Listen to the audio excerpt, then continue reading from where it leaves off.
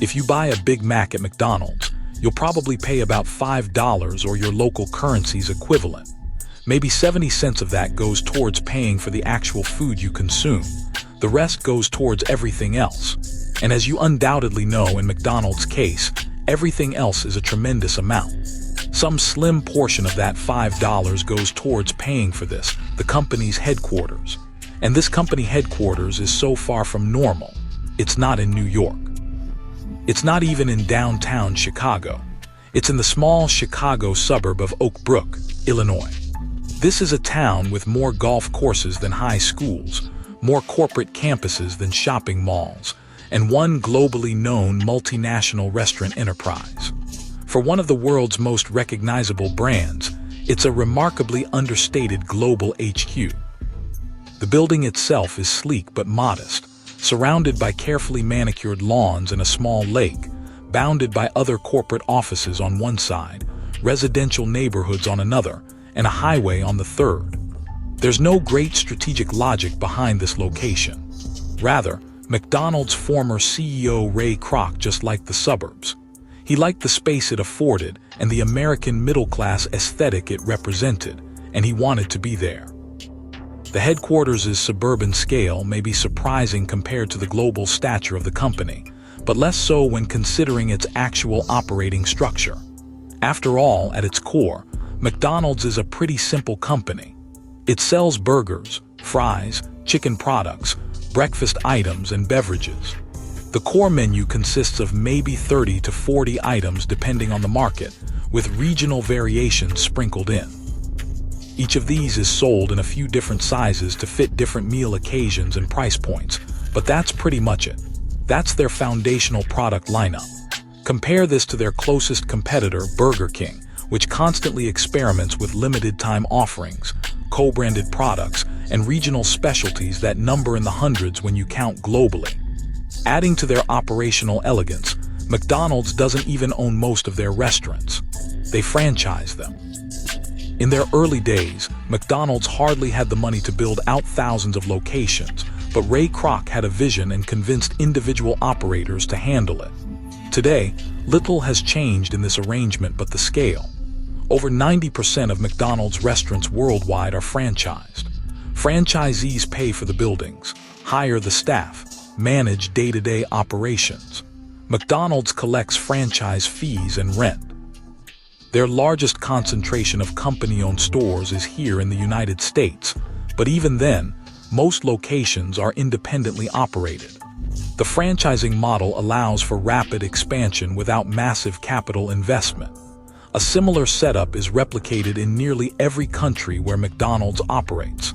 Local franchisees here, standardized systems there, supply chain partnerships everywhere. Until the 1990s, McDonald's growth was primarily concentrated in North America and select European markets, but then the company worked with local partners to expand into Asia, Latin America, and beyond. So the setup was replicated thousands of times across 6 continents. Franchisee here, supply chain there, golden arches everywhere. Keeping a standardized menu with thousands of franchise partners going is remarkably involved, actually. Which explains why a significant portion of people at McDonald's corporate do deal with operations, supply chain, and quality control. But the vast majority of the company's strategic focus goes towards what roughly $2 of every Big Mac sale goes towards, convincing you to walk through their doors. From its beginning, McDonald's was more a real estate and systems company than a burger company. Prior to taking over McDonald's, Ray Kroc worked as a milkshake machine salesman. This often took him to restaurants across America, and in the 1950s, fast food was already emerging but lacked standardization and efficiency. On one of Kroc's trips, as the story goes, he visited a small burger restaurant in San Bernardino, California, run by brothers Richard and Morris McDonald. Inside, he found a revolutionary system: assembly line burger production, limited menu, fast service, low prices. Details get a bit conflicting on what exactly happened next, but what we know for sure is that Kroc saw potential. He wanted to expand this concept. And these factors combined with his sales background and understanding of American consumer culture brought him to make a deal with the McDonald brothers. Sensing opportunity, Kroc struck an agreement. He'd become their franchise agent, opening McDonald's restaurants across the country using their system and name. The brothers would receive a percentage of sales. Kroc opened his first McDonald's in Des Plaines, Illinois in 1955. It was designed for efficiency and consistency. The menu was simple: hamburgers, cheeseburgers, fries, shakes, and soft drinks. It was not about gourmet quality, it was about speed and value. Kroc spent the next few years perfecting this system. He wanted something that could be replicated exactly in every location. So he standardized cooking times, portion sizes, employee training, and restaurant design. He created Hamburger University in 1961 to train franchisees and managers in the McDonald's way. Come the early 1960s, after refining the model, McDonald's began rapid expansion across the United States.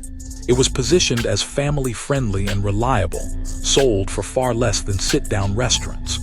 Kroc went around and convinced franchisees one by one to invest. The system's efficiency intrigued entrepreneurs, and they'd push it in their local communities. Kroc also marketed it in the places and contexts he thought McDonald's would be most useful.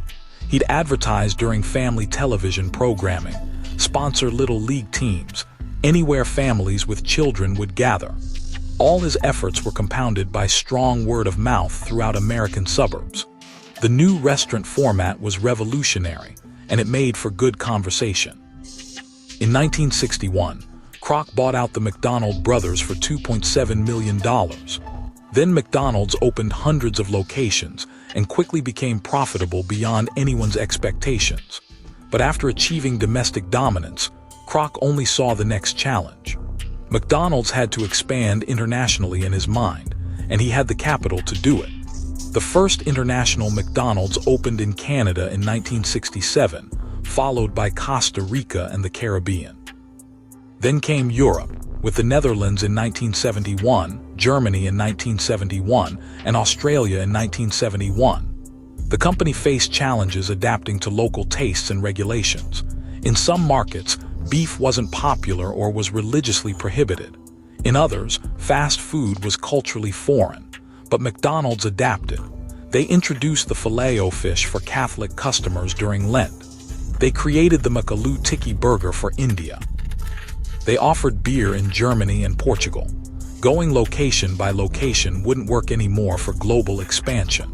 Kroc and his successors had to find a way to get a lot of people to try McDonald's, and they had already come up with the answer. It was the early 1960s. Television advertising was exploding in America.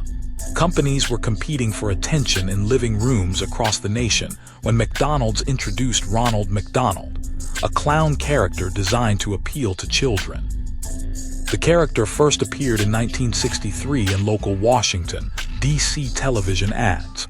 McDonald's offered family entertainment, playground equipment, and Happy Meals in exchange for capturing the next generation of customers.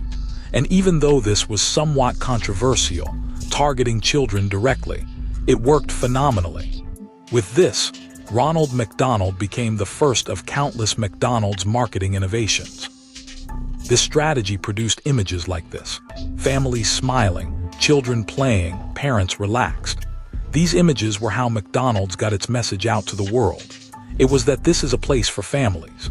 Their job is to provide affordable, convenient meals, and they serve food that helps families spend time together.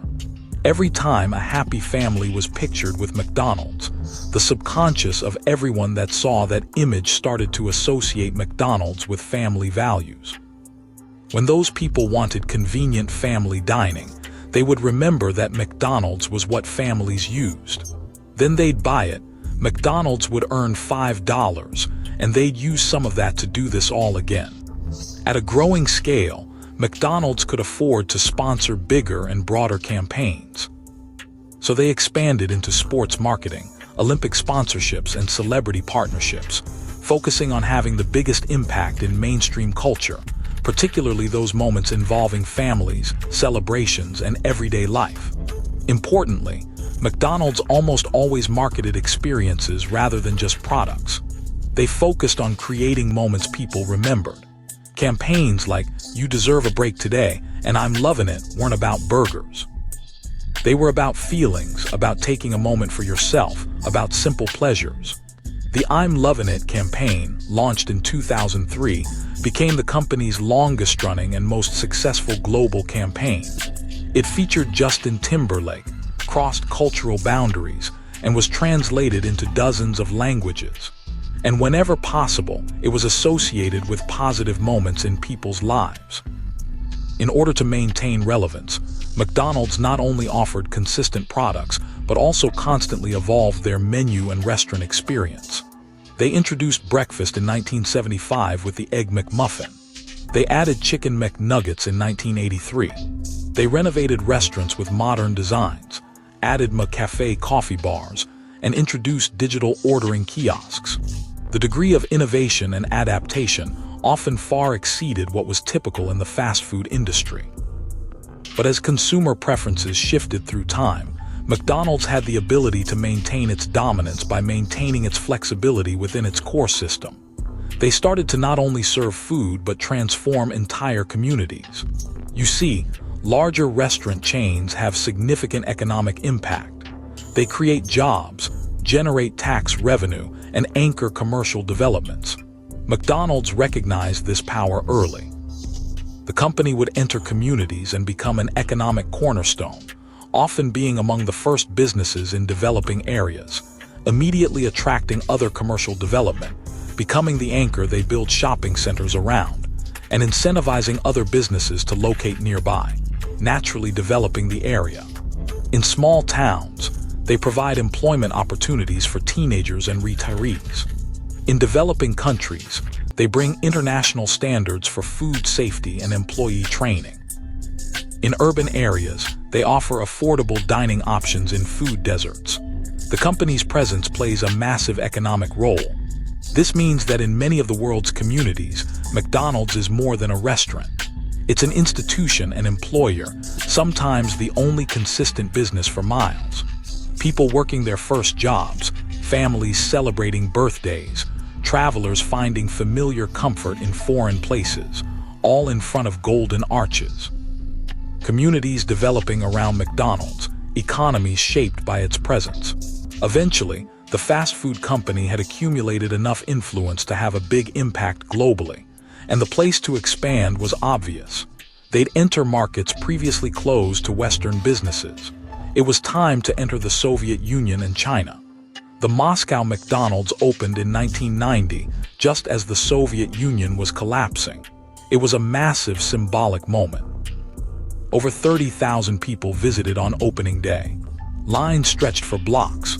For Russians, it represented access to Western culture, capitalism, and modernity. McDonald's invested heavily, building supply chains from scratch, importing equipment, training thousands of employees in customer service concepts foreign to Soviet culture. And considering the political risks, McDonald's committed fully, including building food processing facilities and agricultural partnerships. The first Beijing McDonald's opened in 1992 near Tiananmen Square. Again, massive crowds, symbolic importance, and long-term commitment. McDonald's then invested heavily in both markets, adapted menus, built local supply chains, and it worked. By the 2000s, both Russia and China became major markets. Today, China is one of McDonald's fastest-growing regions, with thousands of locations. While McDonald's might not serve the healthiest food, its global reach still makes it one of the world's most influential companies, driving a simply massive amount of economic activity and cultural exchange. McDonald's truly flipped the script on how business expansion works. Rather than simply opening restaurants and hoping customers came, they manufactured entire ecosystems around their brand. They built a global, stunningly efficient franchise machine to manufacture consistent experiences the world would crave. And they managed to do so while being a legitimate economic force. McDonald's, the overall company, has mixed impacts on the world. It's hard to find complete merit in driving up obesity rates and contributing to industrial agriculture. But if you set the public health costs aside, there are many corners of the world where their presence has meaningfully improved economic opportunities. For that, there are countless franchise owners, employees, and suppliers who feel genuine gratitude towards the company. Their livelihoods are better because of this burger company. This means that plenty of people don't think of McDonald's as just a restaurant. They think of them as an institution, an economic engine, a cultural touchstone. This institutionality has for decades now cemented McDonald's position of market supremacy. They are the fast food company. Everyone else is just those who attempt to compete.